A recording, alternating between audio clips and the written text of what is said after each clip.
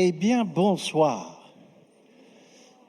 Très grand plaisir d'achever cette journée avec tous les grands coups de cœur qu'on vient d'avoir sur le palmarès et de l'achever en quelque sorte par une sorte de grande librairie consacrée au journalisme dans son art de l'écriture. Comment est-ce qu'on écrit la vérité? Comment est-ce qu'on s'en approche par l'écrit? Comment est-ce qu'on écrit les faits? Et comment on introduit peut-être des différences entre l'art d'écrire dans le journal et des livres?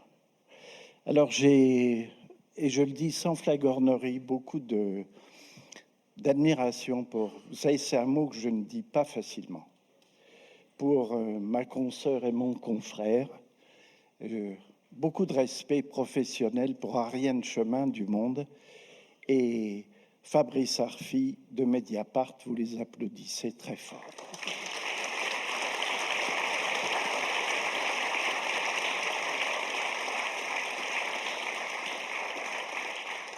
Alors on a une chance d'échanger sur le journalisme sans être collé au plafond, mais en étant collé aux neurones, en essayant de comprendre sa mécanique, encore une fois, de l'écriture, du constat, du regard, de la réflexion.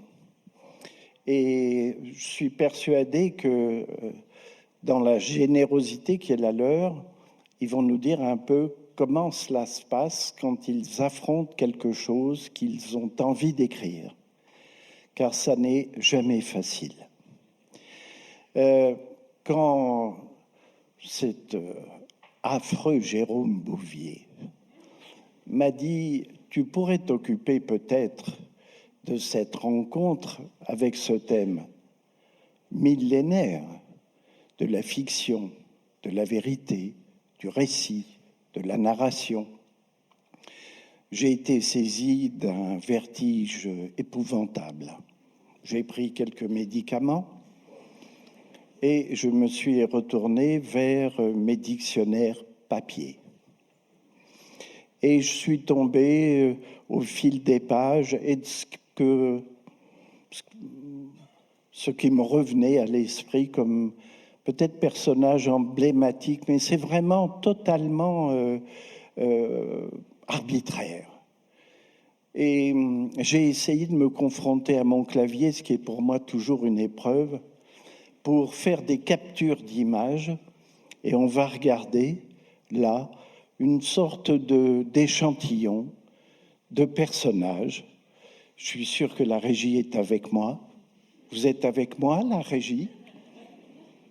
Parce que nous sommes quand même 800 000 ici. Alors, si ça ne marche pas, ça va faire du bruit. Bon, je pense que ça ne va pas tarder. Et j'ai vu parmi les personnages qui me sont venus à l'esprit des vieux Grecs, comme Aristote ou Platon. L'un s'étant penché beaucoup sur l'art de la narration, et l'autre sur l'imitation, sur la responsabilité. Et j'ai senti qu'il y avait quelque chose à voir, les voilà, avec le journalisme. Et puis il y avait un personnage qui veille sur mon sommeil, et je vais arrêter, vous en faites pas, qui est à l'extrême gauche, allez savoir pourquoi, qui est Albert Londres. Et j'ai repensé à son écriture. Par exemple, à ce qu'il a pu écrire lors de ce papier qui a été en quelque sorte son acte de naissance lors de l'incendie de la cathédrale de Reims.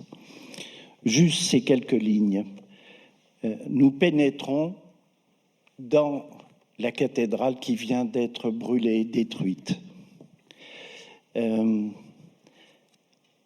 On pénètre là en retardant le pas. Nous sommes déjà au milieu de la grande nef quand nous nous apercevons avoir le chapeau sur la tête. L'instinct, c'est une époque. L'instinct qui fait qu'on se découvre au seuil de toute église n'a pas parlé. Nous n'entrons plus dans une église. Il y a bien encore les voûtes, les piliers, la carcasse, mais les voûtes n'ont plus de toiture.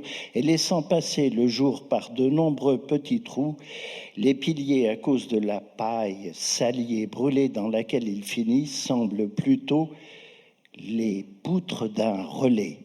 La carcasse où coula le réseau de plomb des vitaux n'est plus qu'une muraille souillée où l'on ne s'appuie pas. Quelle écriture! Cette écriture, c'est une écriture qui rend compte du réel, de son émotion. Albert Londres voulait être un poète, et ça se sent. C'est un poète qui déambule en tant que journaliste.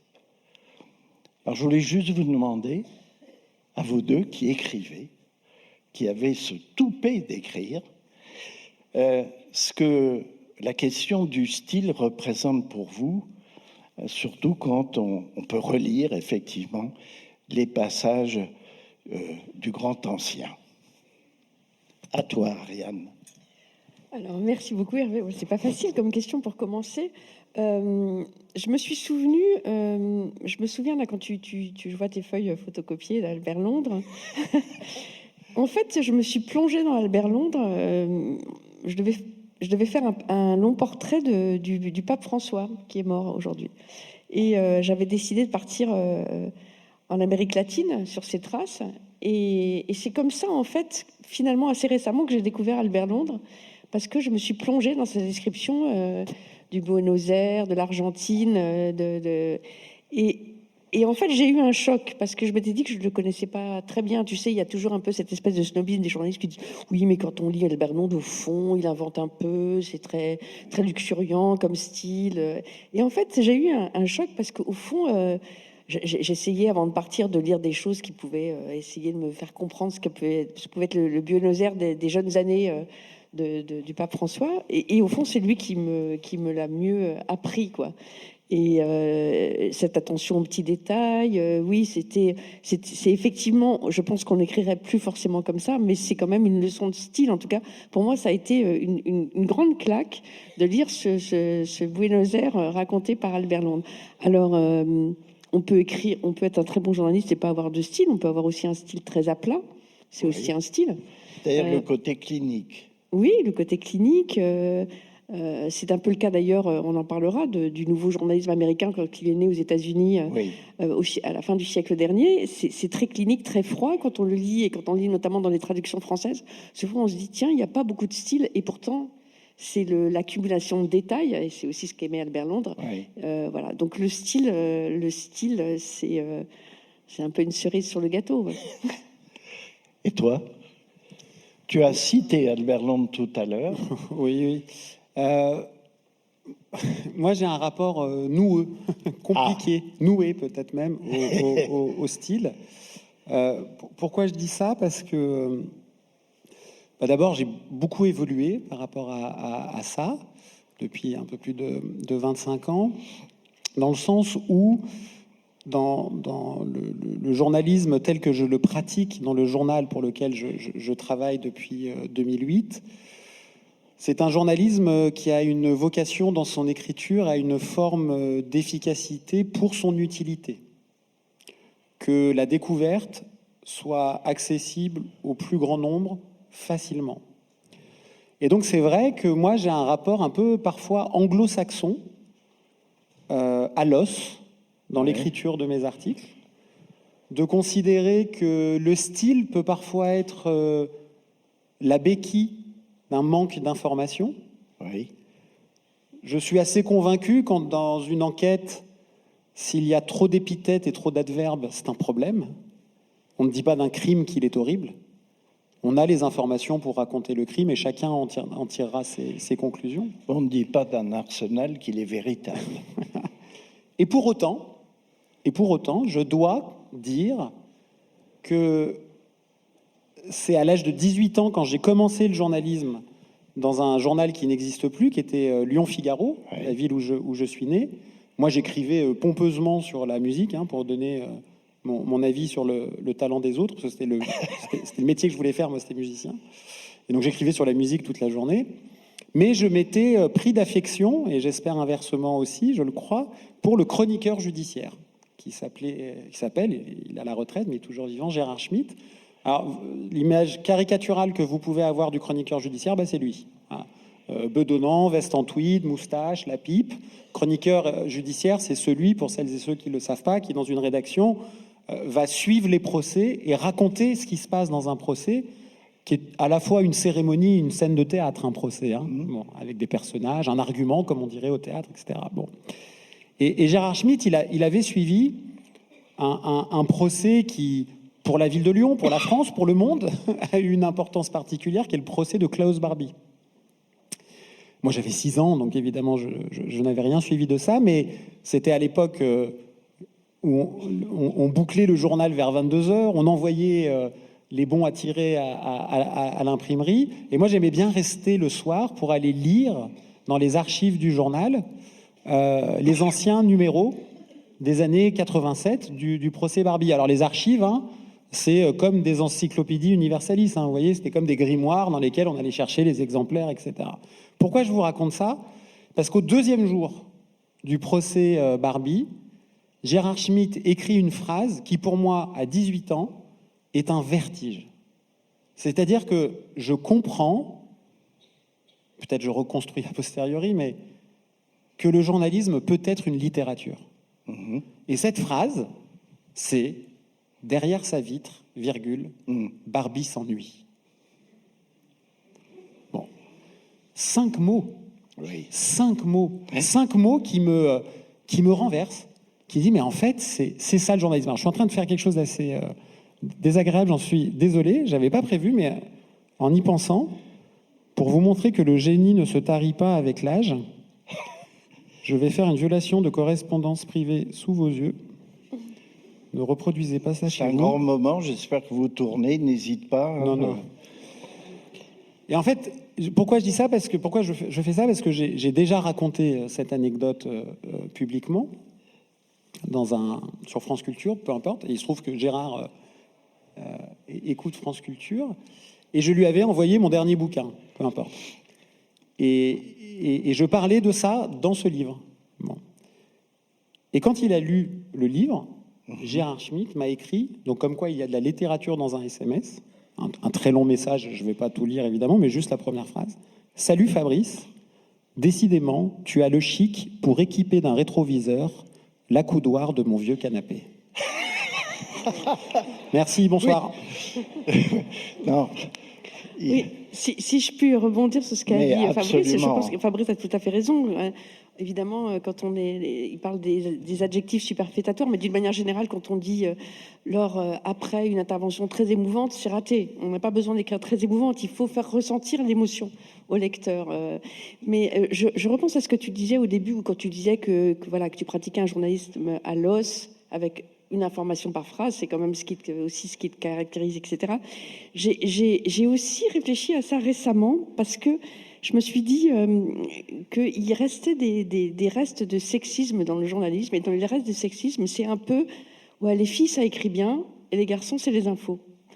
Ah. Et ça me rend dingue. Mais ça me rend complètement dingue, je dois le dire. Et je me suis rendu compte, en discutant très longuement, il n'y a pas tellement longtemps, avec quelqu'un, que je m'étais forcée toute ma vie à rentrer dans ma pratique du journalisme dans les territoires qui étaient un peu réservés, justement, aux hommes. Tu es d'accord avec ça, Fabrice? Mais je souscris. Voilà. Et donc, je pense qu'il faut faire comme Fabrice, de l'info, et écrire bien. Et voilà, il faut arrêter avec cette espèce de barrière qu'on met entre les filles et les garçons. Il faut faire de l'info, il faut écrire comme on aime écrire. On peut avoir un style à l'os, et moi j'adore ça. On peut aussi, puis tu n'écris pas du tout de la même manière quand tu écris dans Mediapart que quand tu écris dans tes livres, bref. Ouais. Mais arrêtons avec l'investigation, c'est les garçons, le reportage de guerre, c'est les garçons, et la belle écriture, c'est les filles, c'est très pénible. Oui. En plus, l'ère du temps administre la preuve du contraire absolue. C'est-à-dire que sur les théâtres de guerre, par exemple à la télévision, les reporters femmes, on les voit considérablement, à tel point qu'on peut se demander où sont passés les hommes. Mais c'est une autre affaire.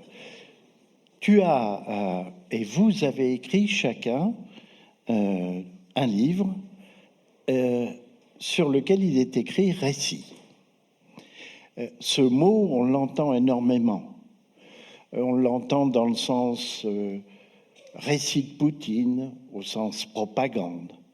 On l'entend dans le sens littéraire, pour le coup. Un récit. Un récit n'est pas une enquête, n'est pas un document. Ça peut l'être. Je te vois opiner du chef et je sens la réponse arriver. Ce récit que tu as fait ne réveille pas les enfants, démarre par à l'os une dépêche AFP. Ça, c'est du pur factuel.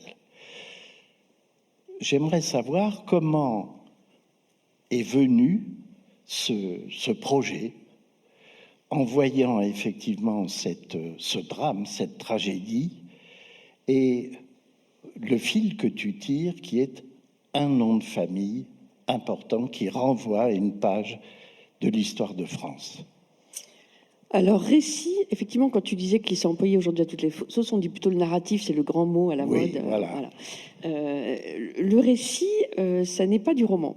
Le récit, c'est ce qu'on peut appeler une non-fiction, c'est plutôt une traduction anglo-saxonne, où on dit aussi la littérature du réel, et c'est l'idée que tout doit être vrai, contrairement à un roman.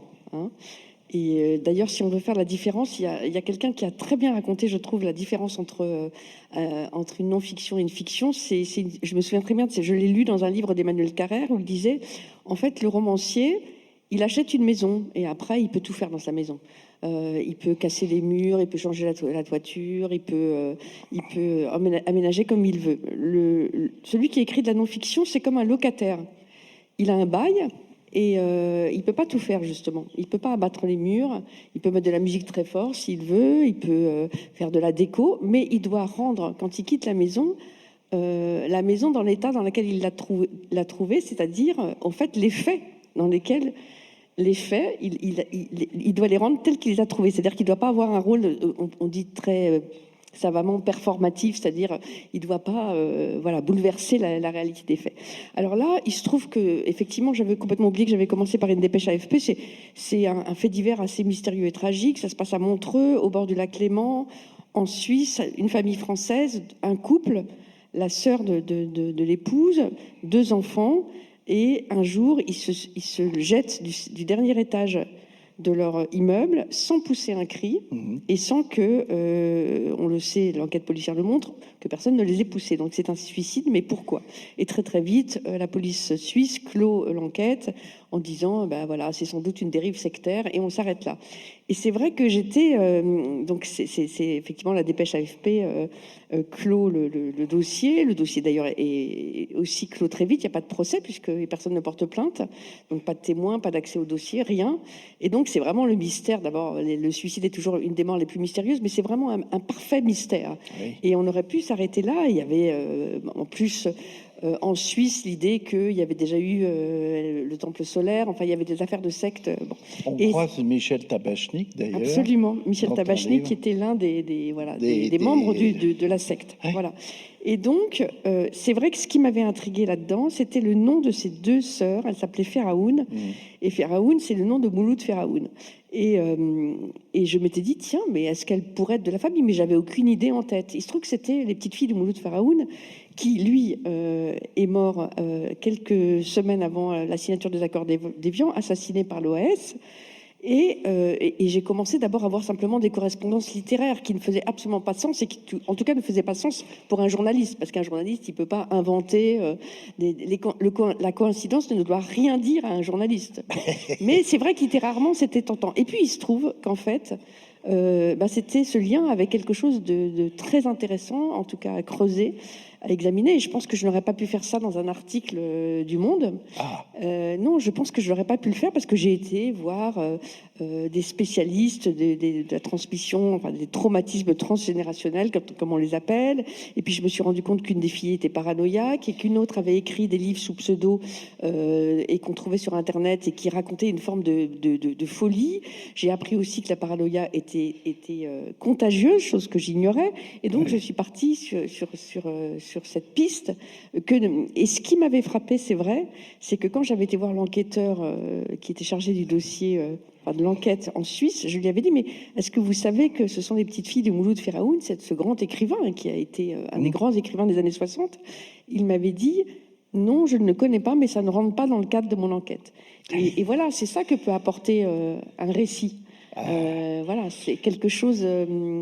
tout d'un coup, je me suis dit, mais je trouvais ça fascinant qu'il refuse que je lui parle de Mouloud Feraoun, alors que, voilà, donc ça a été le prétexte à une sorte d'investigation plus longue qui puisait dans des registres plus inhabituels que quand on raconte un simple fait divers. Par exemple, tu fais un rapprochement sur une allée de palmiers qui existe et pour la tragédie et pour son précédent historique.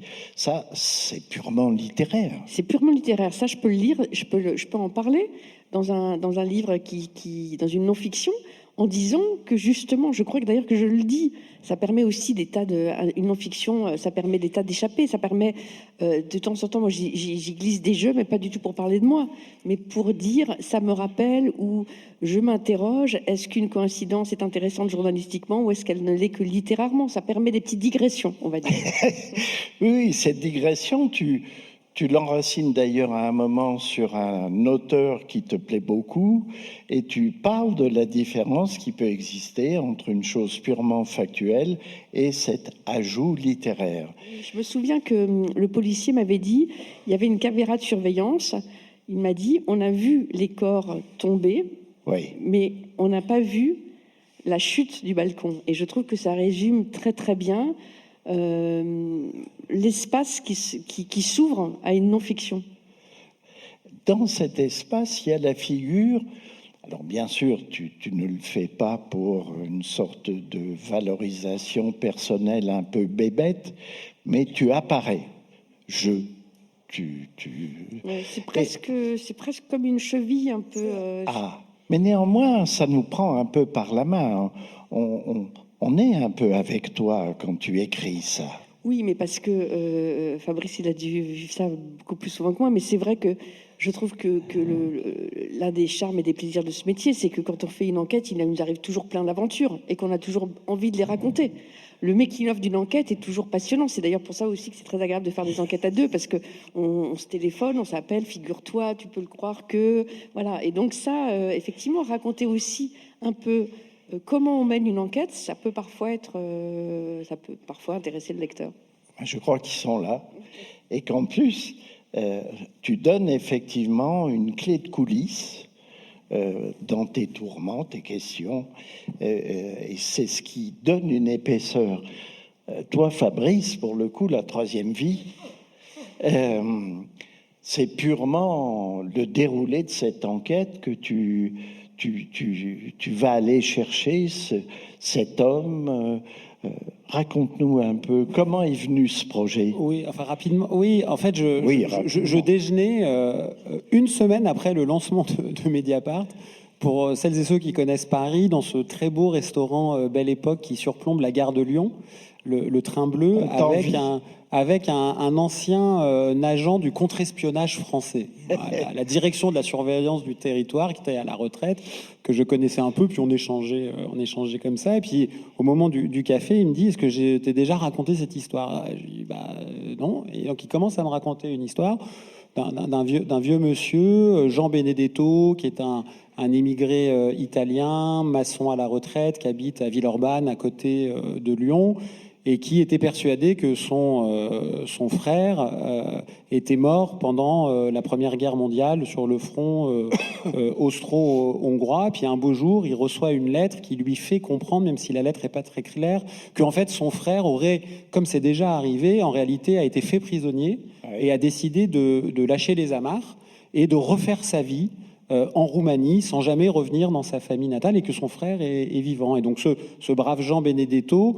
on est en 1969, il prend l'avion, c'est encore les 2 blocs, il traverse le rideau de fer, il débarque à Bucarest, il va dans la petite adresse qu'on lui avait donnée, et là, il découvre un jeune homme d'une 30aine d'années qui est déjà marié, qui lui apprend que, en fait, son frère avait bien déserté, avait bien refait sa vie, mais qu'il était mort il y a 7 ans, qui s'appelait Benedetto, comme Benoît, voilà, mais que la personne qui lui parle et qui le voit, en fait, c'est le fils de son frère, donc son neveu. Donc, il faut imaginer la charge émotive folle de ce Jean Benedetto qui découvre en même temps que son frère est mort une 2e fois, si j'ose dire, oui. Et il a devant lui ce neveu qu'il ne connaissait pas. Il passe une semaine là-bas, il revient à Villeurbanne, il convainc le neveu et sa femme de venir s'installer à Villeurbanne, de quitter la mâchoire terrible de la dictature de Ceausescu. Et puis Hubert, c'est pas son vrai prénom, de la DST, me dit voilà, c'est un miracle familial. Sauf que tout est faux. Oui. Sauf que Vincenzo Benedetto, le neveu, n'est pas le fils de son frère, qui est vraiment mort, en fait, sur le front austro-hongrois. Et donc, ce qu'il vient de me raconter, qui est vrai, de se faire passer pour la personne qu'il n'est pas, en fait, est une légende, comme on dit, dans le monde du renseignement, comme dans le bureau des légendes. On fabrique une identité en empruntant une famille à laquelle on n'appartient pas. Et en fait, c'est comme ça qu'il arrive à immigrer en France pour mener à bien une mission secrète. Et cet agent de la DST me dit, nous n'avons jamais réussi à percer les mystères de cette mission secrète. Et donc, il a mis en moi les germes d'une obsession que je vais traîner pendant 15 ans pour essayer de comprendre quelles étaient les vies inventées, les vies réelles de ce personnage. Et là, ça a tout à voir, si j'ose dire, avec la fiction, parce que le renseignement, l'espionnage, quand il y a des légendes, c'est une fiction d'État. Mmh. C'est une fiction de l'État. Mmh. Bon. Et en fait, je me suis retrouvé d'abord un peu happé par essayer, comme un détective, de reconstruire le fil de tout ça. Donc j'ai passé un temps infini dans des archives. Je suis allé en Roumanie, rencontrer des acteurs de l'époque. Tous n'étaient pas morts, des anciens de la DST, etc. Et en fait, au bout d'un moment, c'est moins ça qui m'a intéressé dans mon livre que d'avoir le sentiment qu'à chaque fois que j'approchais de ce que je croyais être une vérité, ça se dérobait à moi. Et en fait, pendant 15 ans que j'ai traîné cette histoire, je me suis dit, en fait, je n'en ferai jamais un livre, je ne vais pas y arriver, parce que je pensais que ce qui était intéressant, important, c'est de résoudre l'énigme. Et en fait, non, ce qui est intéressant, en tout cas, je m'en suis convaincu, et j'en ai convaincu mon éditrice, c'est que c'était l'énigme elle-même. C'est le chemin. Et que, en fait, c'est le chemin. Et que...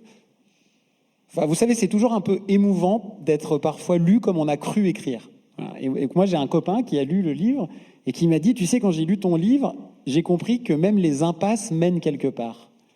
Et je lui dis, je redirai ça dans toutes les conférences. Merci beaucoup, Olivier, parce que tu dis mieux ce que j'ai essayé de faire en quelques centaines de pages.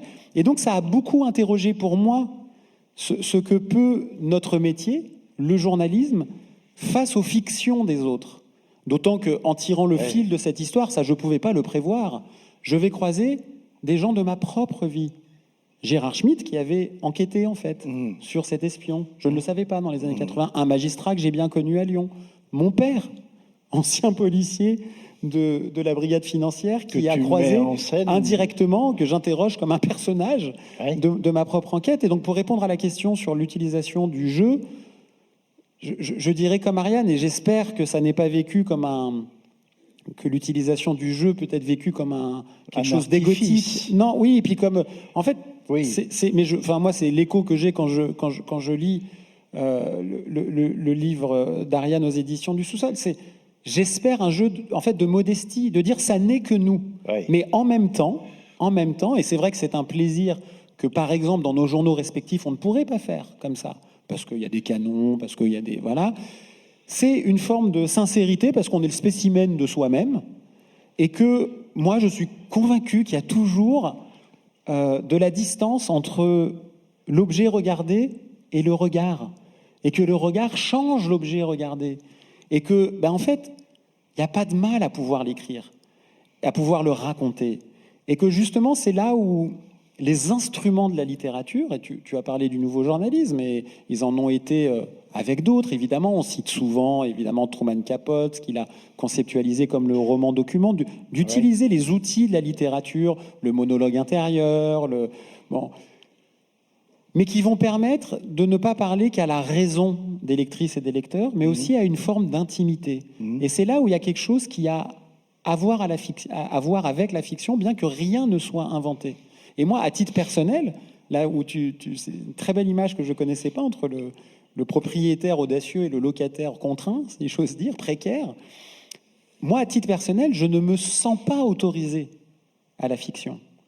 Et je vais même un peu plus loin, c'est que j'ai besoin de la contrainte du réel, et ça peut paraître même un peu contre-intuitif, j'ai besoin de la liberté que crée cette contrainte pour pouvoir faire du journalisme. Je serais incapable de la fiction. Et pourtant, et je suis un peu long, j'en suis désolé, quand je lis un roman de fiction, j'ai parfois l'impression que ça me dit des choses plus vraies que n'importe quel document. Et donc là, c'est vrai que c'est violent pour le journalisme. Moi, pendant des années, moi, j'ai fait des bouquins qu'on appelle des documents. C'est comme chaque chapitre, c'est un article. Et puis, c'est pour montrer à quel point on a raison. Très masculin. Voilà, regardez comme j'ai eu raison grâce à mon enquête, etc. Bon. Et parce que j'étais bêtement dans l'idée, même si une petite voix intérieure me disait « tu te trompes », mais bêtement dans l'idée que la fiction, c'est le mensonge. Oui. Mais non, en fait. La fiction, c'est pas le mensonge. La fiction, ça peut être du réel autrement. En tout cas, quelques outils de la fiction. Parce que la fiction, c'est comme l'alcool, entre guillemets, il y a un degré de pureté. Et donc, voilà, il faut voir jusqu'où va ta fiction. Vous utilisez des éléments de la littérature qu'on peut appeler fiction, mais qui renvoient certainement, oui, à une vérité plus forte, parce que plus intime. C'est ça qui t'anime quand tu fais un livre? Non, mais je me retrouvais vraiment tout à fait dans ce que dit Fabrice. Alors, on parlait du jeu. Effectivement, nous, le jeu, c'est très anglo-saxon, le jeu. C'était à la mode il y a quelques années. Nous, on mettrait jamais jeu dans nos articles. Bon, là, ça permet plusieurs choses. Ça permet effectivement de changer de point de vue, de faire des digressions, de se moquer de soi-même aussi. Moi, oui.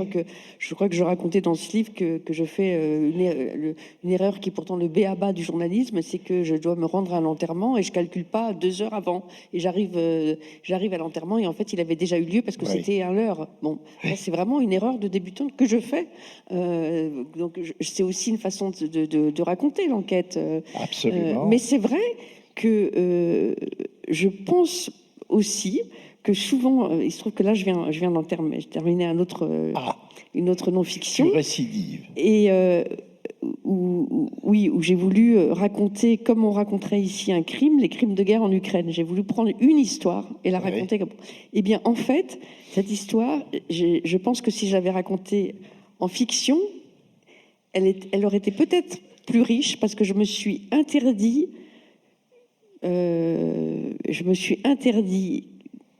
voilà, une histoire qui se tisse en filigrane par respect pour les personnes qui m'avaient parlé. Et donc, je pense qu'en fiction, ça aurait été presque plus fort. Et pourtant, je pense que je me le suis interdit aussi à cause de l'époque. Puisque comme on est dans une ère de fake news... Et de défiance. Et de défiance, j'aime pouvoir dire j'ai été là, j'ai vu un tel, tout ce qui est là-dedans est vrai, je n'ai rien inventé.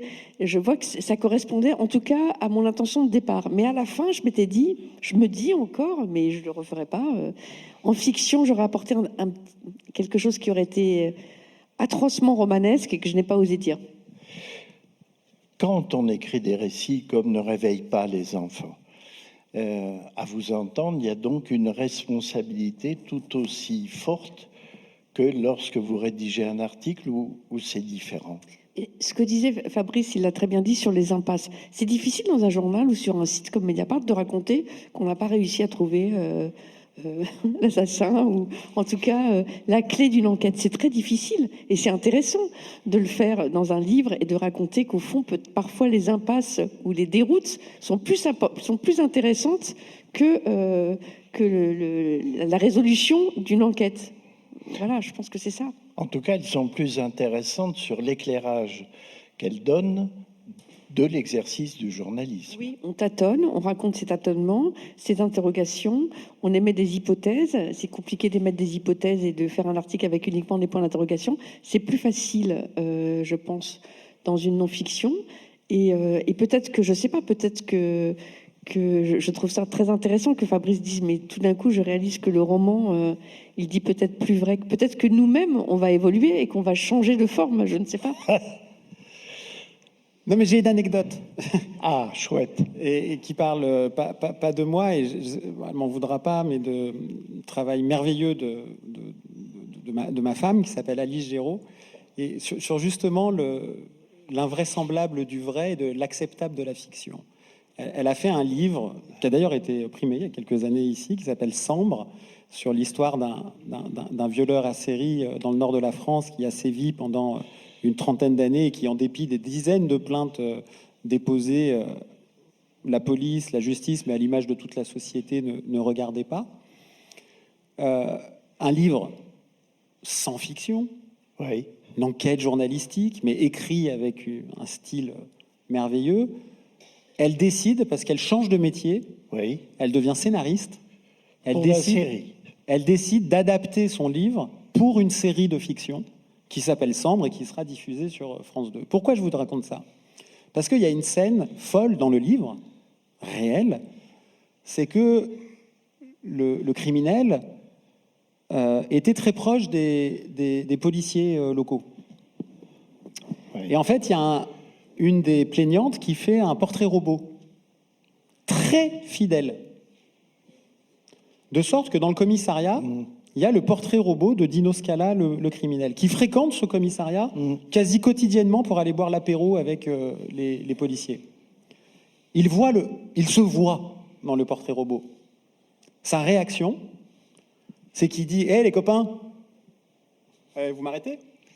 Et il fait le geste « Mettez-moi les menottes. »« Oh, t'es con, Dino, arrête, viens boire un coup. » Cette scène est dans le livre. Oui. Alice m'a dit « Je n'arrivais pas à l'écrire dans le scénario de fiction.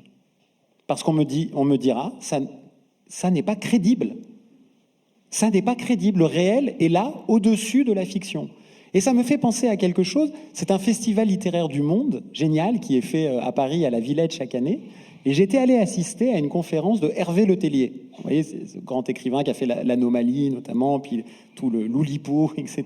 Magnifique. Et Hervé Letellier, il était interrogé par Raphaël Léris du Monde des Livres. Justement, Raphaël Léris lui demandait, mais est-ce que vous essayez de faire passer des messages dans certains de vos livres? Il dit, ah oui, bien sûr, moi j'essaye. Mais pourquoi vous le faites par la fiction? Il dit, je vais vous expliquer. Parce que ce qui se passe dans une fiction, ce qu'on fait dire à un personnage, c'est indiscutable. Un document, on peut le discuter. Un document de journaliste, c'est pas sérieux, c'est pas assez étayé, etc. Ce que dit un personnage de fiction, c'est indiscutable. On peut aimer ou pas aimer, mais c'est un véhicule formidable pour décrire quelque chose. Et c'est vrai que là, ça crée, je trouve, moi, un trouble énorme pour ce qu'on croit être le canevas de notre métier, si on considère que notre métier, c'est quand même d'être utile et efficace pour la toute petite place qu'est la nôtre, aider à la construction d'un savoir commun. Finalement, dans la série, la scène y est. Oui, mais il n'y a pas pas ça. Ça ne va Ça a pas été enlevé. jusque-là. Ça a été enlevé. Très intéressante anecdote, je trouve. Effectivement, elle n'a pas osé parce que, on le dit nous-mêmes très souvent. Non, mais c'est plus vrai que vrai. Ou Oui. c'est d'ailleurs beaucoup de clichés dans le journalisme. Même la fiction n'aurait pas osé. Et c'est vrai que je pense que on est confronté à des récits de personnes, à des scènes tellement incroyables qu'on se dit mais pourquoi les puiser dans la fiction, puisque on a devant nous d'ailleurs on utilise souvent le mot de scénario. Oui. On utilise souvent le mot de scénario et parfois même trop d'ailleurs, parce que moi souvent, ça m'est arrivé avec des confrères ou des consoeurs de les entendre dire, notamment quand ils font des documentaires de télévision, de dire oui mais mon personnage, je dis arrête avec ton personnage, c'est un être humain, c'est pas un personnage. On tire souvent. Moi ce qui m'a frappé, c'est que je me souviens très très bien d'une époque où tous les journalistes politiques qui faisaient des livres et des documents, tout d'un coup, ça ne devenait pas assez chic. Et ils voulaient absolument être dans des collections un peu littéraires, ils mettaient récits. Je me souviens très très bien de cette époque. Et aujourd'hui, ce qui se passe, c'est que c'est plutôt l'inverse. C'est-à-dire que je constate qu'il y a beaucoup de romanciers qui viennent vers la non-fiction, comme si le monde qui nous entourait était tellement... Il se passait des choses tellement inouïes qu'ils ne voulaient plus être là-dedans dans l'imagination. Tu veux dire quelque chose Non, mais pour je veux ta dire... défense? Ouais. Bien sûr. Non, mais on n'est pas aidé. On n'est pas aidé parce que celui qui est un peu le toit symbolique de tout ça, il a été cité tout à l'heure, Truman Capote, il était dans, je crois, dans tes on photos. va revoir les images. En haut à droite. Voilà. Et vous savez, son œuvre de sang-froid est considérée comme l'œuvre tutélaire. Alors, Truman Capote est à droite, voilà, à côté de Kessel, en couleur, à côté au-dessus de Roland Barthes et à côté de Joseph Kessel. Yes, on va garder le tableau pendant un certain temps.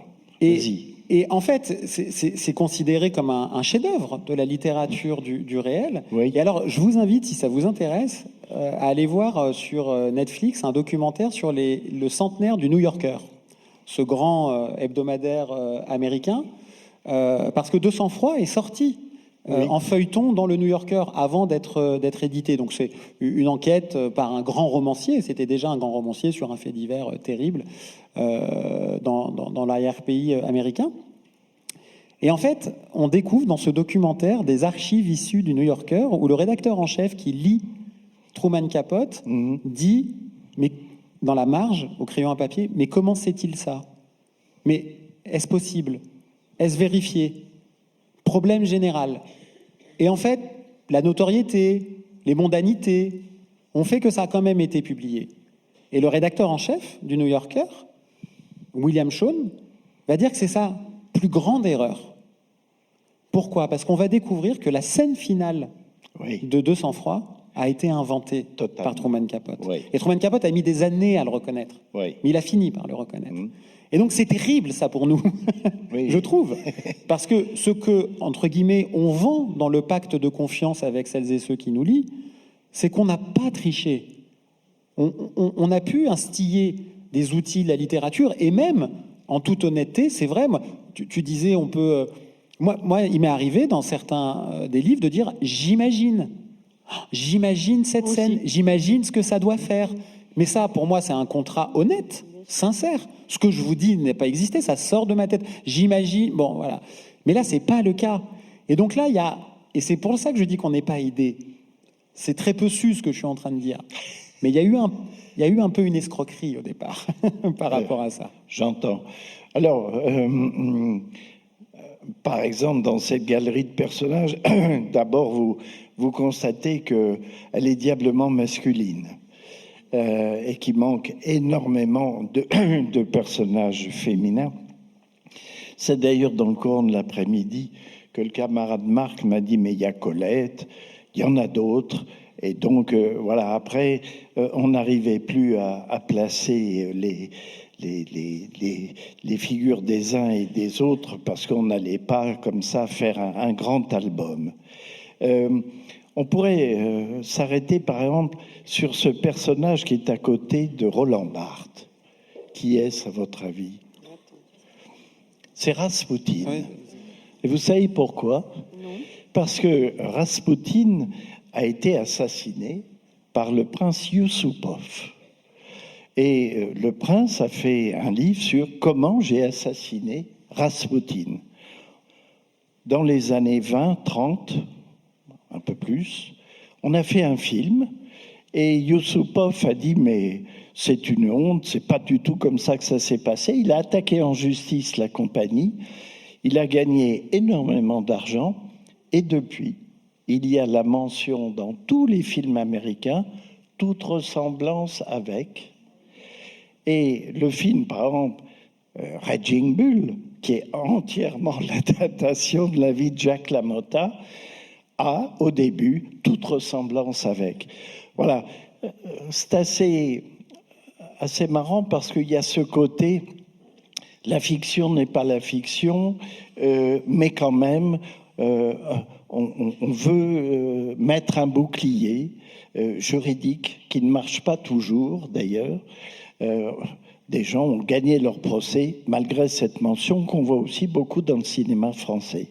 Oui. Mais dans le film, je pense d'ailleurs au film de Giannoli sur Luchaire. Il y a une chose qui m'a frappé dedans, parce qu'il a consulté énormément d'historiens, etc. Oui. Bon, vous savez tous qu'il y a une querelle d'historiens au sujet de ce film. Mais il y a une chose qui m'a frappé, c'est qu'à la fin, au générique, il y a ces fameux cartons où on fait un petit récapitulatif de ce qui est arrivé à ces personnages réels, donc Otto Abed, c'est mort, etc. Et en fait, le film, il repose sur une série d'enregistrements que fait Corinne Luchaire. Je ne sais pas si tu l'as vu, Fabrice, dans le film. Oui, j'ai vu le film. Ouais. Elle enregistre ses souvenirs, etc. Et à la fin, sur le carton, il écrit, les enregistrements ont tous disparu. Sauf qu'en fait, il n'y a jamais eu d'enregistrement. Et donc, moi, j'ai eu l'impression, pour reprendre ton expression de pacte, que là, le pacte, il y avait une petite trahison aussi avec cette histoire d'enregistrement. Puisqu'ils n'ont pas existé, il n'a pas besoin de dire qu'ils ont été effacés. Oui, alors moi je suis un peu conflicté parce que je connais par bien ce film. Non, mais parce que je connais. Alors, oui, je suis conflicté par ce film. Quelqu'un qui m'est cher a un petit rôle dedans. D'accord. Mais je suis conflicté aussi parce que Xavier Giannoli a adapté un de mes livres en série. Alors tu as le droit de te taire. Non, mais droit de réserve. Non, mais c'est intéressant par rapport à notre discussion. J'ai fait un livre sur une histoire d'une escroquerie. L'escroquerie au quota carbone, mais qui est que personne n'a lu, une histoire scorsésienne, regardé. etc. Et le livre s'appelle D'argent et de sang, qui est un livre sans fiction, voilà, où je raconte un peu l'histoire de ces affranchis version Belleville, quoi. Absolument. Et en fait, c'est devenu une série de fiction adaptée par Xavier Giannoli, avec qui j'ai travaillé, parce que c'est pas un fils de journaliste pour rien, Giannoli. Et moi, ce qui m'a fasciné, paniqué et rassuré, c'est que j'étais très enthousiaste à l'idée que ce que j'ai pu créer dans une œuvre sans fiction devienne un matériau d'imaginaire populaire. Parce que nos livres, quand ils marchent, on a quelques milliers, parfois quelques dizaines de milliers de lectrices et lecteurs. Quand il y a une série à la télé sur une plateforme, quelques millions, quelques centaines de milliers ou parfois quelques centaines de millions. On n'est pas dans le même étiage. Et ça comporte un danger. Ça comporte un danger parce qu'on projette dans un imaginaire populaire une histoire qui, même si on change les noms, etc., la souche, c'est le réel. Et moi, j'ai découvert, avec la série, qu'on pouvait faire des fictions que j'appelle, moi, intègres. C'est-à-dire qu'on peut s'inspirer du réel sans déborder. C'est possible. Et c'est pour ça que moi, je ne dirais pas que d'un côté, il n'y a que le documentaire, que d'un côté, il n'y a que la littérature du réel, et que de l'autre côté, il n'y a que les œuvres de l'imagination. Il est possible de faire une passerelle honnête entre les deux. Et j'en ai un exemple, on en parlait tout à l'heure, j'en ai un exemple, moi, avec un livre qui est, je crois, le livre que j'ai le plus offert l'an dernier. Il est là. Voilà. C'est le livre de Roberto Saviano sur Falcone, ce héros sans cap qui a été le juge Giovanni Falcone du pool antimafia de Palerme. Et en fait, le livre de Saviano, il annonce qu'il va raconter son histoire, mais qu'il y a de la fiction dedans. Moi, j'étais tétanisé. Je me suis dit, non, Saviano, il va pas faire BHL avec Daniel Pearl. Vous savez, BHL, il avait fait un livre chez Grasset sur la vie de Daniel Pearl. Il avait appelé ça un roman-enquête. Où, pour moi, c'est exactement ce qu'il ne faut pas faire par rapport à notre discussion. Eh bien, quand j'ai lu le livre de Saviano, j'ai été époustouflé, pour reprendre l'exemple architectural et immobilier, à quel point il a respecté les fondations et les murs de la maison. Et ce qui est merveilleux, c'est l'appareil à la fin du livre, de notes, où il explique comment chaque scène, il a pu la documenter et à quel endroit il a mis des gouttes de fiction. des gouttes de reconstruction.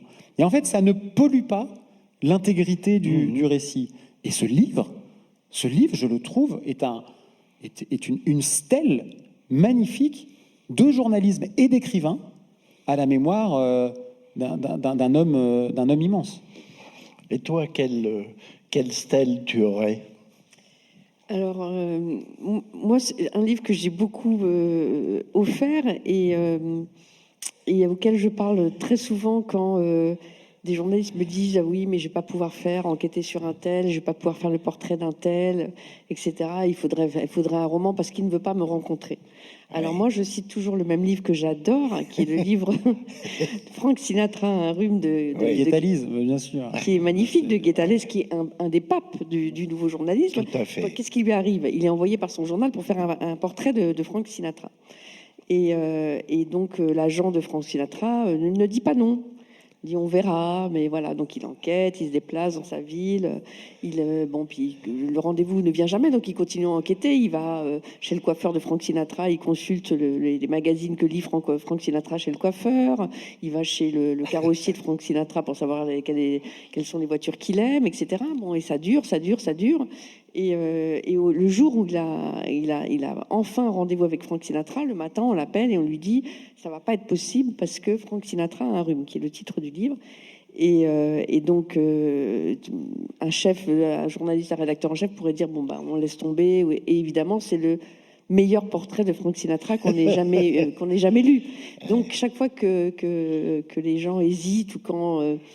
moi, j'ai le souvenir de ça où j'étais un peu découragée parce que je voulais faire une enquête sur Michel Houellebecq qui me mettait des bâtons dans les roues, qui voulait pas, bon voilà. Et j'avais j'avais ce modèle en tête en me disant bon tant pis pour lui, je vais essayer de faire un tout petit peu comme Guétalès. Mais Guétalès, c'est immense. C'est un homme dont une sorte d'autobiographie journalistique vient d'être publiée aux éditions du Sous-sol, Barthelby et moi, comme dans le Barthelby dans le roman de la nouvelle de Melville. I will not prefer. J'aimerais ne pas. J'aimerais autant ne pas. Oui. En fait, c'est extraordinaire. Enfin, vraiment, pour celles et ceux que ça intéresse, lisez ça. C'est un journaliste, Guétalise, qui a décidé de raconter, il y parvient depuis 60 ans. Le Monde lui a consacré un magnifique portrait il y a quelques semaines, qui arrive à raconter et tenir cette ligne de raconter l'histoire par les invisibles, par les gens qu'on ne regarde pas. Il a fait une biographie, si j'ose dire, non traduite malheureusement, du New York Times. Il raconte le New York Times par le copiste, par celui qui fait la nécrologie, par aucun des grands chefs à plume du journal ou des grandes signatures. Et pourtant, tout y est. Donc en fait, c'est une façon de dire que oui, la marge, c'est ce qui tient les pages. Ah, oui. Et donc c'est une très bonne manière d'attaquer ça. Et il le fait avec un souffle littéraire absolument incroyable. Et c'est un des exemples qui pourrait être au frontispice de ce, modeste panthéon. Par trop masculin, tu as raison. Absolument. On voit Tom Wolfe dans son costume blanc. Il y a aussi, sur la même ligne que l'auteur de Falcon, un homme souriant avec le front dégarni, c'est Victor Kapuscinski. Lui aussi, magnifique auteur. Le vrai, le plus que vrai. Le vrai, le plus que vrai, absolument, qui a écrit Ébène et d'autres livres de cette nature. Je me souviens que Chalandon, Sorge, dit moi, je ne me suis jamais autorisé à pleurer dans mes articles. En revanche, je pleure dans mes livres. Est-ce que vous pensez que l'absence de larmes, parfois, dans nos articles, je dis ça de manière abusive, ne renvoie pas une sorte de froideur, voire de distance du journalisme à l'égard du public, qui fait que ce public nous a peut-être nous regarde de plus loin et que vous renouez avec lui par vos livres, par cette vibration de l'intime que suppose le livre. Est-ce que la presse, qui un temps s'est exprimée, comme Albert et d'autres, a été dans cette proximité? Qu'est-ce que vous en pensez? C'est très difficile comme question. Vous avez 4 heures. Oui, c'est très difficile. De toute façon, on sort à 2 heures du matin, vous êtes prévenus. Non, mais c'est-à-dire que je ne suis pas sûre d'avoir bien compris, en fait. Ce que je veux dire, c'est que quand vous dites à l'os, Oui. ça vibre pas des masses, un os. Non, mais on peut... Le factuel, quand j'entends ça, ça me fait une peur bleue. À la télévision, si je peux, il n'y a rien de plus affreux qu'un factuel qui ne dit rien, qui n'a pas d'angle, qui n'a pas de relief, qui n'a pas d'épaisseur. Et qui parfois fait intervenir les spécialistes et experts à tout crin, genre les passages à niveau. D'un côté, il y a le drame qu'on a vu, et de l'autre côté, le vaste problème que posent les passages à niveau en France. Eh bien, donc, je trouve qu'effectivement, cette perte de sensibilité dans nos articles ou dans les sujets du journal, par exemple, je me demande si ça n'a pas provoqué ce sentiment de distance que ressentent les gens quand on parle d'eux. Alors, je pense qu'on peut écrire à l'os et néanmoins raconter une histoire qui fait pleurer. Je pense à... Je vais dévoiler un texto pas très glorieux, mais il se trouve... La soirée des textos. C'est la soirée des textos. Non, il se trouve que, par exemple, l'été dernier, j'étais en Ukraine et on a beaucoup d'envoyés spéciaux en Ukraine au monde et on raconte des histoires qui sont toutes tragiques. Et il se trouve que... complètement par hasard, j'étais avec un brillant photoreporter qui s'appelle Guillaume Herbeau et il voulait aller, Guillaume, voir un couple qui s'occupait de soigner des oiseaux blessés au front. Le rapport aux animaux est très différent en Europe centrale. C'est pas le même que celui qu'on éprouve en France. Et je me souviens, c'était un peu tard dans la journée, je lui avais dit, écoute, on y va si tu veux, mais je te préviens, je vais pas écrire ce couple qui soigne les... Je me suis dit, je vais pas faire un papier un peu cucul à praline, là, le couple qui soigne les animaux. Je me souviens très bien que je lui dis ça, ce qui est pas glorieux, hein, mais je l'avoue. Et on y va, et on arrive, et c'était en fait un vétérinaire, et qui était justement, il devait opérer justement une cigogne, et donc on arrive, et il prend le pauvre Guillaume en aide. Dans l'opération. Voilà, parce qu'il n'y avait pas d'anesthésie, il n'y avait rien et tout, donc un cauchemar pour lui. Et je me moquais un peu, j'ai dit, écoute, c'est toi qui as voulu venir. Donc il tenait les ailes de la cigogne, le bec. Et moi, du coup, je prenais un thé avec la femme du... très tranquillement, avec la femme du... Et elle me dit, ah, on a un animal, on a un perroquet là dans nos volières, parce que vraiment, un perroquet... une histoire totalement incroyable. Son maître est mort au front, donc il parle comme son maître. Donc la veuve de ce soldat ukrainien ne peut plus le supporter. Enfin, une histoire. Et pendant qu'elle parlait, je me disais... Je sens que c'est intéressant. Je sens que c'est intéressant. Et je crois qu'on a passé 10 jours à 2 en Ukraine pour raconter l'histoire de ce perroquet. Ouais. Et on s'est dit, c'est le reportage animalier le plus cher dans l'histoire de la presse, tellement on a fait 2 fois 1000 kilomètres, on a suivi et c'était une histoire absolument terrible d'une jeune fille qui s'était fait offrir un perroquet à l'âge de 20 ans en janvier 2022. Elle est partie avec son petit copain en vacances. Les parents gardent le perroquet. Il y a la guerre, elle revient pas. Le père de famille se prend de passion pour le perroquet, mais à 50 ans, il est envoyé au front et il doit laisser le perroquet et il revient pour une permission. Il est tué par un drone dans la rue à Dnipro. Et donc, du coup, la veuve se retrouve avec le perroquet qui parle comme le soldat qui dit en ukrainien Poutine enculé, elle a peur parce qu'elle se dit mais si on m'entend, on a tout, voilà. Et ensuite le perroquet, en fait, il développe toutes les pathologies assez invisibles des Ukrainiens, c'est-à-dire terrorisé par le moindre bruit, il devient agressif, il maigrit, il manque de mourir, et finalement il ressuscite dans cette volière. Eh bien, ce qui m'a frappé dans cette histoire, c'est que je dois dire que Guillaume était un peu sceptique quand même sur le temps passé pour ce perroquet. Notre traducteur hallucinait en disant « elle est complètement folle ». Et le papier paraît. Et je crois que je n'ai jamais reçu autant de messages que sur un papier qui traitait de l'Ukraine. Et ça m'a un peu ennuyée, je ne vous cache pas, comme si au fond, la cause d'un animal était tout d'un coup plus bouleversante que la cause d'un homme. Ça m'a troublée.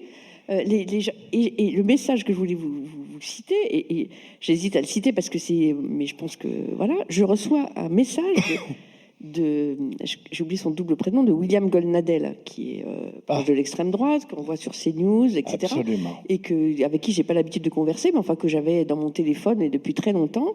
Et c'est pour répondre à ta question, il m'a dit juste ce message: votre perroquet m'a tiré des larmes, virgule, et pas de saurien, S-A-U-R-I-E-N. Donc c'est un message très chic. Donc il a pleuré avec mon perroquet. Et en fait, ça m'a terrifiée. Mais donc il a des larmes. Oui. On retrouve l'enquêteur des faits, il a des larmes. On pouvait douter à le regarder sur CNews qu'il avait des Certes. larmes. Mais bon.